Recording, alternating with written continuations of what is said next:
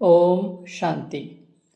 आज दिनांक 31 अक्टूबर 2025 के मुरली मंथन में शिव बाबा की छत्रछाया के नीचे रहने वाली सभी निश्चय बुद्धि विजयी आत्माओं का स्वागत है। सबसे पहले आज की अर्पण विधि का सम्मान रहेगा। मैं विघ्न विनाशक आत्मा हूँ। जितना आप इसे अमृत वेला इस्तेमाल करेंगे उतना आपको इसका अच्छा परिणाम अनुभव करने को मिलेगा। बाकी दिन भर में भी आप इसे किसी भी समय कर सकते हैं, लेकिन अमृत वेला में ज़्यादा अच्छा रहेगा, क्योंकि स्वयं ज्योति स्वरूप निराकारी निर्विकारी निरअहंकारी परमात्मा शिव केवल हमारे लिए आते हैं। तो फिर स्वाभाविक है कि शक्ति तो पदम गुणा रहेगी। बस अब हमें करके देखना है, तभी तो हम असर चेक कर पाएंगे। तो आप करना क्या है, एक छोटे से गिलास में पानी लेना है, फिर उसे दृष्टि देते हुए आपको कहना है, मैं विघ्न विनाशक आत्मा हूँ। 21 बार आपको बोलना है। फिर उसके बाद कहना है कि बाबा, मेरे सभी विघ्न खत्म करने के लिए यह जल आपको अर्पित है, अर्पित है, अर्पित है। आप चाहें तो जो आपके वास्तविक विघ्न हैं उसे भी कह सकते हैं। जैसे आप यदि कोई कोर्ट या पुलिस या जमीन का कोई विवाद या संबंधों में कोई समस्या या कुछ भी समस्या है, बस उसे बोलना ज़रूरी है कि आपको उस विषय के विघ्नों को समाधान करने के लिए यह जल अर्पित कर रहे हैं। बस फिर लगातार 21 दिन तक आप जब भी यह अभ्यास करेंगे तो आपको बहुत अच्छे परिणाम देखने को मिलेंगे।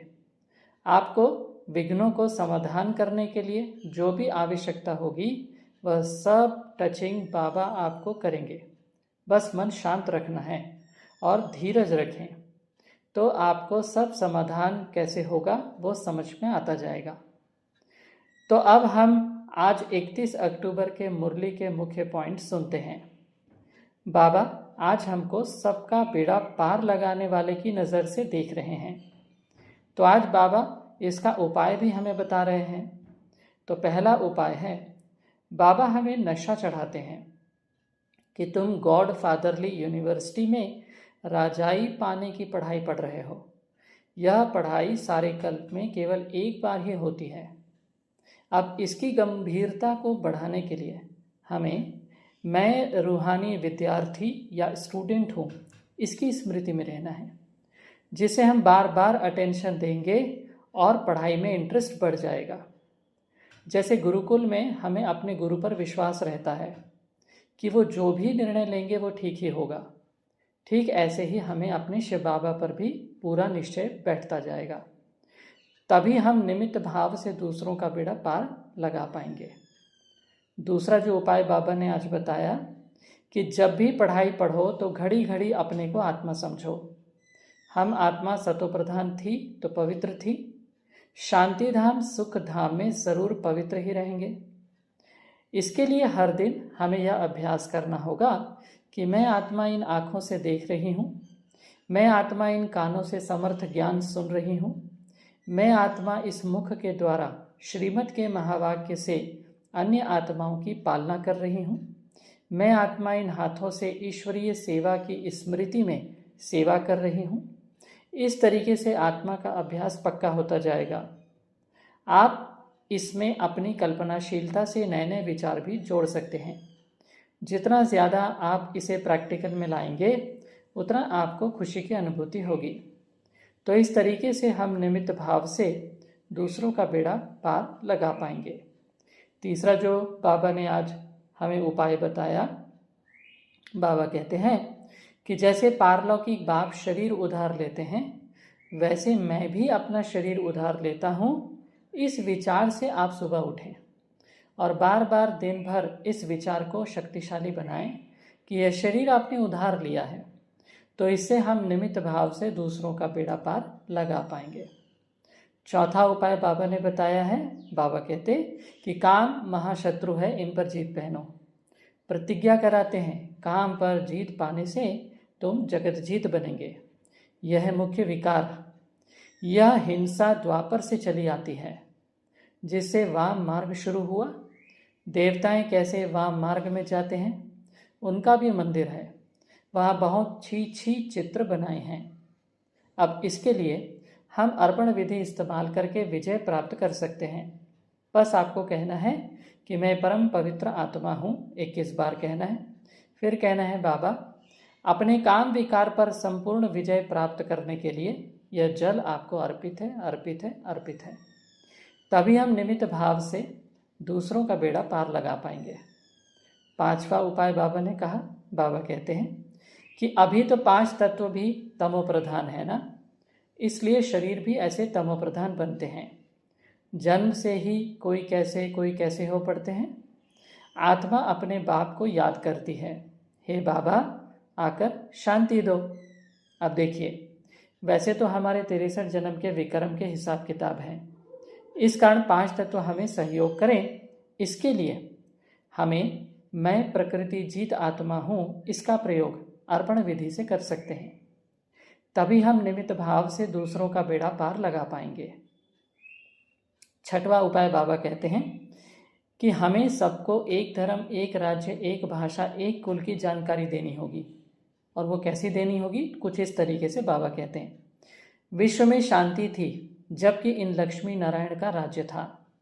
जब इनका अर्थात देवताओं का राज्य था तो एक राज्य, एक धर्म था। और कोई खंड में ऐसे नहीं कहते कि एक धर्म, एक राज्य हो। यहाँ आत्मा मांगती है एक राज्य हो। तुम्हारी आत्मा जानती है अब हम एक राज्य स्थापन कर रहे हैं, वहाँ सारे विश्व के मालिक हम रहेंगे। बाप हमको सब कुछ दे देते हैं, कोई भी हमसे राजाई छीन नहीं सकते। हम सारे विश्व के मालिक बन जाते हैं। दूर देश से बाबा आया हुआ है, तुम जानते हो, नई दुनिया हमारे लिए बन रही है। बाबा हम आत्माओं का श्रृंगार कर रहे हैं, उनके साथ फिर शरीरों का भी श्रृंगार हो जाएगा। आत्मा पवित्र होने से फिर शरीर भी सत्व प्रधान मिलेंगे। सत्व प्रधान तत्वों से शरीर बनेंगे। इन्हों का सत्व प्रधान शरीर है ना, इसलिए नेचुरल ब्यूटी रहती है ना। आजकल के जैसे पाउडर लगाने की ज़रूरत नहीं पड़ती, वहाँ पे नेचुरल ब्यूटी रहती है। गाया भी जाता है, रिलीजन इज़ माइट। अब माइट मिली कहाँ से? एक ही देवी देवताओं का रिलीजन है जिससे माइट मिलती है। यह देवताएं ही सारे विश्व के मालिक बनते हैं और कोई विश्व का मालिक नहीं बनते हैं। तुमको कितनी माइट मिलती है? लिखा हुआ भी है, आदि सनातन देवी देवता धर्म की स्थापना शिव बाबा ब्रह्मा द्वारा करते हैं। यह बातें दुनिया में कोई जानते थोड़ी हैं। बाप कहते हैं मैं ब्राह्मण कुल स्थापन करता हूँ, फिर उन्हों को सूर्यवंशी डिनाइस्टी में ले आता हूँ। जो अच्छी रीति पढ़ते हैं वो पास हो सूर्यवंशी में आते हैं। तो जब हम ऐसे किसी को समझाएंगे तभी हम निमित्त भाव से दूसरों का बेड़ा पार लगा पाएंगे, है ना। तो हमें नशा होना चाहिए। जो भी बाबा के मुरली के महावाक्य हैं, यदि हम उसको एज इट इज़ याद कर लें और उसे किसी को सुनाएं युक्ति युक्त, तो आप पाएंगे कि आपको बहुत आंतरिक शक्ति की अनुभूति होगी, बहुत अच्छी खुशी मिलेगी आपको। तो आप 7वां उपाय बाबा कहते हैं कि छोटे बच्चों को भी बंदूक चलाना सिखाते हैं। तुम्हारा फिर है योग बाण। यहाँ पर बाबा हमें बता रहे हैं कि किसी भी हालत में हमें हिंसा का सहारा नहीं लेना है, लॉ को अपने हाथ में नहीं लेना है। भले ही पुलिस और कोर्ट का सहारा ले सकते हैं। जितने भी देवी देवताओं को जो अस्त्र शस्त्र दिखाए हैं, उनका आध्यात्मिक रहस्य सबको समझाना होगा, तभी हम दूसरों का बेड़ा पार लगा पाएंगे। 8वां जो उपाय बाबा कहते हैं कि तुम हो इनकॉग्निटो यानी कि गुप्त, स्पिरिचुअल यानी कि आध्यात्मिक, रूहानी यानी कि आत्मिक, सैल्वेशन मुक्त या फिर मोक्ष। तो बाबा कहते हैं तुम हो इनकॉग्निटो स्पिरिचुअल रूहानी सैल्वेशन आर्मी। बाबा बार बार हमें आर्मी की स्मृति दिलाते हैं, क्योंकि रास्ते चलते हम अक्सर आलसपन के शिकार हो जाते हैं। इसलिए बाबा हमें अटेंशन दिलाते हैं, अपने जिम्मेदारी का एहसास दिलाते हैं, तभी हम निमित्त भाव से दूसरों का बेड़ा पार लगा पाएंगे। 9वां जो उपाय बाबा ने कहा कि मुख्य तो है यह तिलवाड़ा मंदिर, हूबहू तुम्हारा यादगार है। शिव बाबा भी हैं, आदि देव भी हैं, ऊपर में वैकुंठ दिखाया है। शिव बाबा होगा तो ज़रूर रथ भी होगा। आदि देव बैठा है, यह भी किसको पता नहीं है। यह शिव बाबा का रथ है। तो जब भी आप सभी दिलवाड़ा मंदिर जाएं तो इस भाव से आप उसे देखें कि जैसे यह तो हमारा यादगार है। वहाँ पर कई कोठरी बनी हुई हैं जिसमें अलग अलग आत्माएं तपस्या कर रही हैं। यह हमारे संगम युग के तपस्या के प्रतीक हैं। एक बड़े आदिनाथ की मूर्ति है जो ब्रह्मा बाबा का प्रतीक है। ऊपर छत में हमारे सतयुग की सीन है। कई प्रकार की सजावट है, घोड़े, गाड़ी, ऊंट, हाथी, सेना, मुकुट, पूरा राजसी अंदाज है। हमें इस भाव से दूसरों को सुनाना चाहिए कि यह सब हमारी यादगार है, तब हम दूसरों को बेड़ा पार लगा पाएंगे, है ना। कई बार वहाँ के जो पंडित हैं, जो जैन पंडित होते हैं या जैन वहाँ जो संभालने वाले हैं, वे हमेशा कभी कभी मदद हमें मना करते हैं कि भाई आप लोग ना ऐसे मत सुनाया करो कि ये आपका मंदिर है, ये आपकी यादगार है, इस तरीके से मत बोला करिए, है ना। लेकिन है वास्तविक में बाबा ने कहा है तो कहा है भाई। हाँ, अब हम थोड़ा कम करते हैं बोलना, लेकिन जो भी हम गेस्ट लेकर जाते हैं उनको सुनाते ज़रूर हैं। आगे 10वां जो उपाय बाबा ने कहा, बाबा कहते हैं कि वास्तव में यह है रुद्र ज्ञान यज्ञ। यह ब्राह्मणों द्वारा ही रचा जाता है। सच्चे सच्चे ब्राह्मण तुम हो। इस ज्ञान यज्ञ में सबको अपने विकारों, पुराने संस्कारों को, पुरानी आदतों को स्वाहा करना है। जब हम ऐसी जानकारी उन्हें देंगे तभी दूसरों का बेड़ा पार लगा पाएंगे। 11वां उपाय जो बाबा कहते हैं कि किनारा करने के बजाय हर पल बाप का सहारा अनुभव करने वाले निश्चय बुद्धि विजयी भव। विजय भव की वरदानी आत्मा हर पल स्वयं को बाप के सहारे के नीचे अनुभव करती है। उनके मन में संकल्प मात्र भी बेसहारे व अलबेलेपन का अनुभव नहीं होता। कभी उदासी या अल्पकाल के हद का वैराग्य नहीं आता।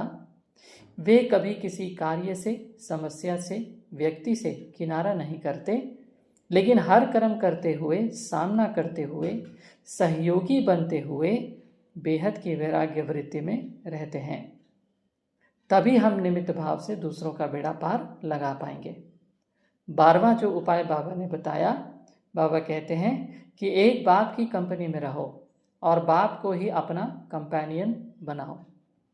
आमतौर पर हम हमेशा किसी मनुष्य की कंपनी और उसके कंपेनियन बनने का प्रयास करते हैं, क्योंकि उनसे हमें काफ़ी मदद मिल जाती है। लेकिन हमें यह ध्यान रखना है कि वो सिर्फ एक निमित्त है और देने वाला शिव बाबा है। इसलिए हमें दोनों को अच्छे से शुक्रिया करना चाहिए, लेकिन आधार केवल शिव बाबा को ही बनाना चाहिए। ज़रूरत पड़ने पर जितनी आपकी क्षमता है उतनी मदद करिए, लेकिन अपनी बुद्धि का योग केवल शिव बाबा से रखिए और सबके प्रति सम्मान का भाव रखें। इसके लिए हम अभ्यास कर सकते हैं कि सर्वशक्तिमान बाबा मेरा साथी है, मेरे साथ सब कुछ बहुत अच्छा होगा।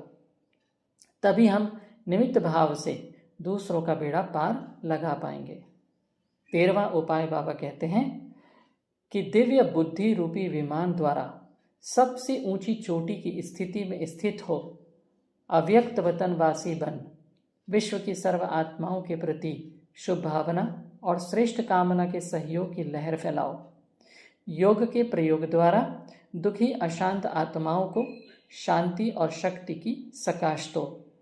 इसके लिए हम इस स्वमान का इस्तेमाल कर सकते हैं कि मैं शुभ भावना, शुभ कामना का देव या देवी हूँ। बस इसके नशे में आ जाएं तो स्वतः ही सभी दुखी आत्माओं को शांति और शक्ति की सकाश मिल जाएगी। तभी हम निमित्त भाव से दूसरों का बेड़ा पार लगा पाएंगे। तो आज हमने देखा कि कैसे बाबा दूसरों का बेड़ा पार लगाने के लिए हमें निमित्त बनाते हैं। आज हमें कुल मिला के 13 पॉइंट बाबा ने बताए। अच्छा, तो आज के इस मंथन को यही समाप्त करते हैं। शिव बाबा की छत्र छाया में निश्चय बुद्धि विजयी भव के वरदान की स्मृति में आपका दिन खुशियों से भर जाए। इसी कामना के साथ ओम शांति।